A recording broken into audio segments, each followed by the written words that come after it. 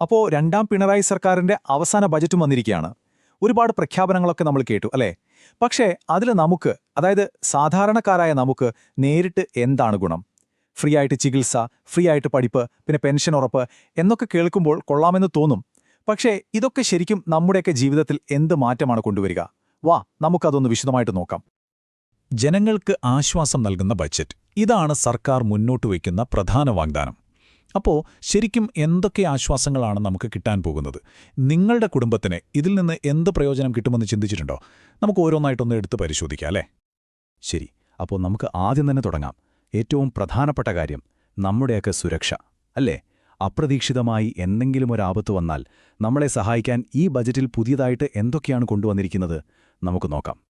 ഇതിലെ ഏറ്റവും പ്രധാനപ്പെട്ട ഒരു പ്രഖ്യാപനം എന്ന് പറയാവുന്നത് ഈ ലൈഫ് സേവർ പദ്ധതിയാണ്. സത്യം പറഞ്ഞാൽ റോഡപകടങ്ങൾ എന്ന് പറയുന്നത് ആർക്കും എപ്പോ വേണമെങ്കിലും സംഭവിക്കാവുന്ന ഒന്നാണല്ലോ. അങ്ങനെ ഒരു നിർഭാഗ്യകരമായ അവസ്ഥ വന്നാൽ ചികിത്സയുടെ കാശിനെക്കുറിച്ച് ഓർത്ത് ആരും വിഷമിക്കാൻ പാടില്ല. അതിനുവേണ്ടിയാണ് ഈ പുതിയ പദ്ധതി. ഇനി ഈ പദ്ധതിയുടെ ഏറ്റവും പ്രധാനപ്പെട്ട പോയിന്റിലേക്ക് വരാം.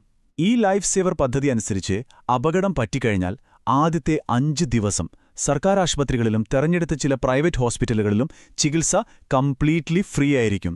ഒന്ന് ഓർത്തു നോക്കൂ, ആ ഒരു ക്രിട്ടിക്കൽ ടൈമിൽ പൈസയെപ്പറ്റി നമ്മൾ ആലോചിക്കുക പോലും വേണ്ട. തീർച്ചയായും സുരക്ഷ എന്നത് റോഡിൽ മാത്രം ഒതുങ്ങുന്ന ഒന്നല്ലല്ലോ. നമ്മുടെ നാട് വൃത്തിയായി സൂക്ഷിക്കുന്ന ഹരിതകർമ്മ സേനാംഗങ്ങൾ, പിന്നെ നമ്മുടെ യാത്രകൾക്ക് എപ്പോഴും കൂടെയുള്ള ഓട്ടോ ടാക്സി ഡ്രൈവർമാർ, ലോട്ടറി വിറ്റ് ജീവിക്കുന്നവർ, ഇങ്ങനെയുള്ള ഒരു സ്ഥിര വരുമാനമില്ലാത്ത അസംഘടിത മേഖലയിലെ സാധാരണക്കാർക്കും ഇനി ഇൻഷുറൻസ് പരിരക്ഷ ഉറപ്പാക്കുന്നുണ്ട് ഈ ബജറ്റ്. ഓക്കെ, സുരക്ഷയുടെ കാര്യം നമ്മൾ കണ്ടു. ഇനി അടുത്തത് വിദ്യാഭ്യാസം, തൊഴിൽ. ഇത് വളരെ പ്രധാനപ്പെട്ട ഒരു ഏരിയയാണ്. കാരണം നമ്മുടെ കുട്ടികളുടെയും യുവാക്കളുടെയും ഭാവിയെ നേരിട്ട് ബാധിക്കുന്ന ചില വലിയ പ്രഖ്യാപനങ്ങൾ ഇതിലുണ്ട്. ഇതാ ഒരുപക്ഷെ ഈ ബജറ്റിലെ ഏറ്റവും ഗംഭീരമായ പ്രഖ്യാപനം എന്ന് തന്നെ പറയാം. റെഡി ആയിക്കോളൂ. ഇനി മുതൽ കേരളത്തിലെ ആർട്സ് ആൻഡ് സയൻസ് കോളേജുകളിൽ ഡിഗ്രി പഠനം കംപ്ലീറ്റ്ലി ഫ്രീ. ഒന്ന് ആലോചിച്ചു നോക്കിയേ, സാമ്പത്തികമായി പിന്നോട്ട് നിൽക്കുന്ന എത്രയോ കുടുംബങ്ങളുടെ കുട്ടികൾക്കാണത് ഹയർ സ്റ്റഡീസിലേക്കൊരു വഴി തുറന്നു കൊടുക്കുന്നത്. ഇതൊരു ചെറിയ കാര്യമല്ല, വലിയൊരു മാറ്റം തന്നെയാണ്. ഇപ്പോൾ ഈ മാറ്റം എത്ര വലുതാണെന്ന് നിങ്ങൾക്ക് ഈ സ്ലൈഡ് നോക്കിയാൽ കറക്റ്റായിട്ട് മനസ്സിലാവും. കണ്ടില്ലേ? ഇതുവരെ +2 വരെയായിരുന്നു സൗജന്യ വിദ്യാഭ്യാസം. എന്നാൽ ഇപ്പോഴോ അത് നേരെ ഡിഗ്രി തലം വരെ നീട്ടിയിരിക്കുകയാണ്. അതുമാത്രമല്ല, രക്ഷിതാക്കൾക്ക് വലിയൊരു സമാധാനം നൽകുന്ന വേറൊരു കാര്യം കൂടിയുണ്ട്. 1-ാം ക്ലാസ് മുതൽ 12-ാം ക്ലാസ് വരെയുള്ള എല്ലാ സ്കൂൾ കുട്ടികൾക്കും അവർക്കെല്ലാവർക്കും ഇനിയൊരു പുതിയ അപകട ഇൻഷുറൻസ് പദ്ധതി വരുന്നുണ്ട്. ഇനി തൊഴിലിന്റെ കാര്യം. ഗ്രാമീണ മേഖലയിലെ സാധാരണക്കാർക്ക് ഒരു വലിയ ആശ്രയമാണല്ലോ തൊഴിലുറപ്പ് പദ്ധതി. കേന്ദ്രതലത്തിൽ ചില മാറ്റങ്ങളൊക്കെ വന്നപ്പോൾ പലർക്കും ആശങ്കയുണ്ടായിരുന്നു. പക്ഷേ കേരളം ഈ പദ്ധതിയെ കൈവിടില്ല എന്ന് ഉറപ്പു നൽകുകയാണ്. എങ്ങനെയാണെന്നല്ലേ? അതിനായിട്ട് സംസ്ഥാനം സ്വന്തം നിലയ്ക്ക് 1000 കോടി രൂപ അധികമായി നീക്കിവച്ചിരിക്കുകയാണ്. ഓക്കെ, ഇനി നമ്മൾ സംസാരിക്കാൻ പോകുന്നത് സർക്കാർ ജീവനക്കാരെയും പെൻഷൻകാരെയും നേരിട്ട് ബാധിക്കുന്ന ഒരുപക്ഷേ ഏറ്റവും കൂടുതൽ ചർച്ച ചെയ്യപ്പെട്ട ഒരു പ്രഖ്യാപനത്തെക്കുറിച്ചാണ്. പെൻഷൻ സിസ്റ്റത്തിൽ ഒരു വലിയ മാറ്റം വരാൻ പോവുകയാണ്. പുതിയ പദ്ധതിയുടെ പേര് അഷ്വേർഡ് പെൻഷൻ സംവിധാനം എന്നാണ്. പേര് സൂചിപ്പിക്കുന്നത് പോലെ തന്നെ ഇതിന്റെ പ്രധാന ലക്ഷ്യം ഒന്നേ ഉള്ളൂ: വിരമിക്കുന്ന ജീവനക്കാർക്ക് ഒരു നിശ്ചിത തുക പെൻഷനായി ഉറപ്പു നൽകുക, ആ ഒരു അഷ്വറൻസ് കൊടുക്കുക. അപ്പോൾ സംഭവം ഇതാണ്.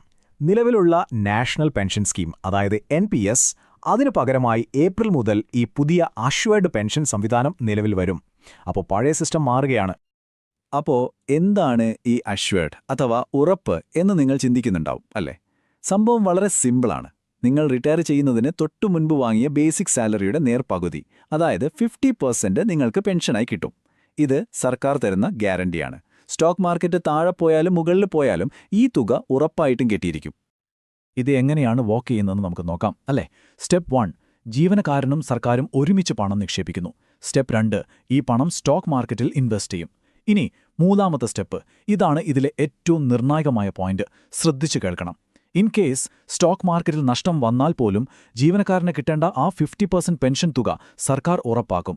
അതേസമയം മാർക്കറ്റ് നന്നായി പെർഫോം ചെയ്താൽ പെൻഷൻ തുക കൂടാനും ചാൻസുണ്ട്. അപ്പോൾ ജീവനക്കാരുടെ കാര്യം കഴിഞ്ഞു. ഇനി നമുക്ക് സമൂഹത്തിലെ ചില പ്രത്യേക വിഭാഗങ്ങൾക്ക് വേണ്ടി പ്രഖ്യാപിച്ചിട്ടുള്ള, അവർക്ക് നേരിട്ട് സാമ്പത്തിക ആശ്വാസം നൽകുന്ന ചില കരുതൽ പദ്ധതികളെപ്പറ്റി നോക്കാം. നമ്മുടെയൊക്കെ വീടുകളിൽ വന്ന് ആരോഗ്യകാര്യങ്ങൾ ചോദിച്ചറിയുന്ന, നമ്മുടെ ആരോഗ്യരംഗത്തിന്റെ നെടുന്തൂണുകൾ എന്ന് തന്നെ പറയാവുന്ന ആശാപ്രവർത്തകർക്ക് ഒരു വലിയ സന്തോഷവാർത്തയുണ്ട്. അവരുടെ ഓണറേറിയം 1000 രൂപ കൂട്ടിയിരിക്കുകയാണ്. അതുപോലെ തന്നെ നമ്മുടെ കുഞ്ഞുങ്ങൾക്ക് ആദ്യത്തെ അക്ഷരങ്ങൾ പഠിപ്പിച്ചു കൊടുക്കുന്ന, അവരെ സ്നേഹത്തോടെ പരിപാലിക്കുന്ന അംഗൻവാടി ജീവനക്കാർക്കും ഉണ്ട് ഒരു സന്തോഷവാർത്ത. അവരുടെ വേതനത്തിലും 1000 രൂപയുടെ വർധനവ് ഉണ്ടാകും. ഇനി പരിസ്ഥിതി സൗഹൃദ ഗതാഗതത്തിന്റെ കാര്യത്തിലും ചില പ്രഖ്യാപനങ്ങളുണ്ട്. ഇലക്ട്രിക് ഓട്ടോറിക്ഷകൾ, അതായത് ഈ ഓട്ടോ വാങ്ങുന്നവർക്ക് ബാങ്ക് ലോണിൽ 2% പലിശയിളവ് കിട്ടും. അതുമാത്രമല്ല, നിങ്ങളുടെ കയ്യിലുള്ള പഴയ പെട്രോൾ അല്ലെങ്കിൽ ഡീസൽ ഓട്ടോ പൊഴിച്ചു കൊടുത്താൽ 20,000 രൂപ വരെ സ്ക്രാപ്പേജ് ബോണസ് കിട്ടാനും വഴിയുണ്ട്. അപ്പോൾ നമ്മൾ ഇത്രയും നേരം ഒരുപാട് കാര്യങ്ങൾ സംസാരിച്ചു. സാധാരണക്കാർക്ക് ഏറ്റവും പ്രയോജനപ്പെടുന്ന കാര്യങ്ങൾ നമുക്ക് പെട്ടെന്നൊന്ന് ഓടിച്ചു നോക്കിയാലോ? ഒരു ക്വിക്ക് റീക്യാപ്പ്. റോഡ് അപകടത്തിൽ പെട്ടവർക്ക് 5 ദിവസം ഫ്രീ ട്രീറ്റ്മെന്റ്, വിദ്യാർത്ഥികൾക്ക് ഡിഗ്രി വരെ സൗജന്യ പഠനം, സർക്കാർ ജീവനക്കാർക്ക് ഉറപ്പുള്ള അഷ്വേർഡ് പെൻഷൻ, പിന്നെ ആശ അംഗൻവാടി ജീവനക്കാർക്ക് 1000 രൂപ ശമ്പള വർധനവ്. ഇതൊക്കെയാണ് ഏറ്റവും പ്രധാനപ്പെട്ട ജനക്ഷേമ പ്രഖ്യാപനങ്ങളെന്ന് പറയാം. ഈ പ്രഖ്യാപനങ്ങളൊക്കെ കേൾക്കാൻ നല്ല രസമുണ്ടല്ലേ? പക്ഷേ നമ്മുടെ എല്ലാ മനസ്സിലുള്ള ഏറ്റവും വലിയ ചോദ്യം ഇതാണ്: ഇതൊക്കെ കൃത്യമായി നടപ്പിലാക്കുമോ? ഈ പദ്ധതികളെല്ലാം വെറും കടലാസിൽ ഒതുങ്ങിപ്പോകുമോ? അതോ സാധാരണക്കാരായ നമ്മുടെയൊക്കെ ജീവിതത്തിൽ ശരിക്കും ഒരു മാറ്റം കൊണ്ടുവരുമോ? അത് കാത്തിരുന്ന് തന്നെ കാണണം.